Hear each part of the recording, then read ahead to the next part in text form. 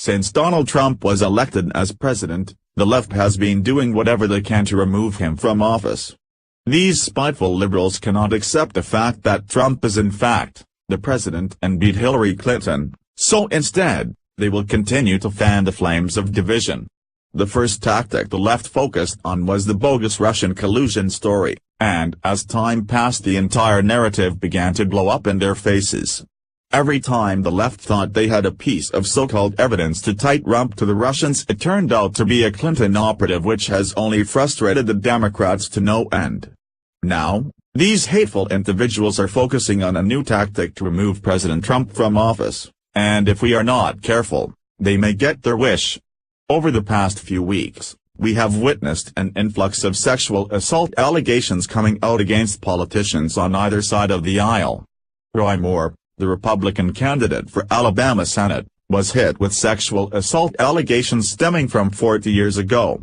Even though the claims were hardly corroborated and the chief accuser conceded that she did lie, the damage was already done, and Moore lost to the ultra-liberal Doug Jones last night. Soon after Moore was accused of sexual impropriety, the #MeToo campaign took hold as women logged onto social media recounting their stories of sexual assault at the hands of high-powered politicians.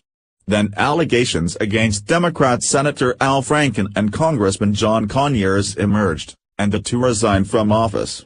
Now, you may be asking yourself, how does this tie into pressuring President Trump to step down from office? Well, the answer is quite simple. If the left can get enough women to come forward accusing President Trump of sexual assault, they can do their best to force him to resign from office. And that is the entire purpose of the sudden influx of sexual assault allegations against politicians rearing its head at this time. Here is more from Great American Politics, due to the decaying culture and values of America and Donald Trump's agenda to restore many of those values. Donald Trump is hated and despised by a large sector of the population. They have been trying to find ways to prevent Trump from taking office and then ways to get him out of office now that he has been inaugurated. Democrats had put their hopes in the Russian election interference investigations, but so far, that seems to be backfiring on them, as there has been more evidence linking the Clinton campaign with the Russians than the Trump campaign. One House Democrat believed he could lead an effort to impeach President Trump and remove him from office, but that effort was soundly defeated with the majority of Democrats voting to table the resolution. So, how can they possibly get rid of Trump? _me too!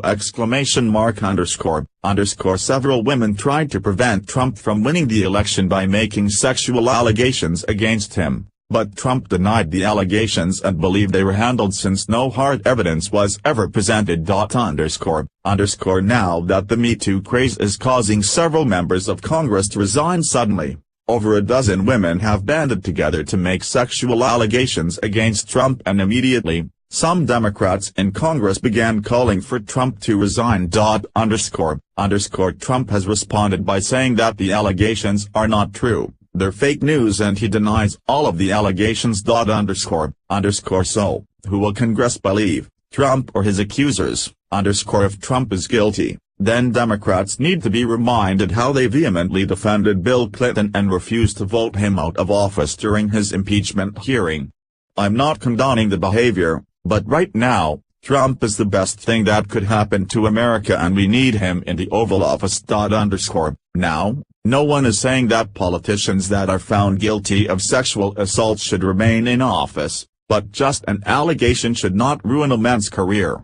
There is a reason that there are a statute of limitations, and if these women were genuinely assaulted by a politician or a person in power, there is no reason that there should not be a paper trail to corroborate their story of abuse. After years of silence, these women should not be given a platform to destroy someone based on what political office these men are for now, and that goes across the board. If these are the tactics that the left are going to use to silence their opposition, you can bet they will use them harder in 2018 and of course, in 2020 with the next presidential election.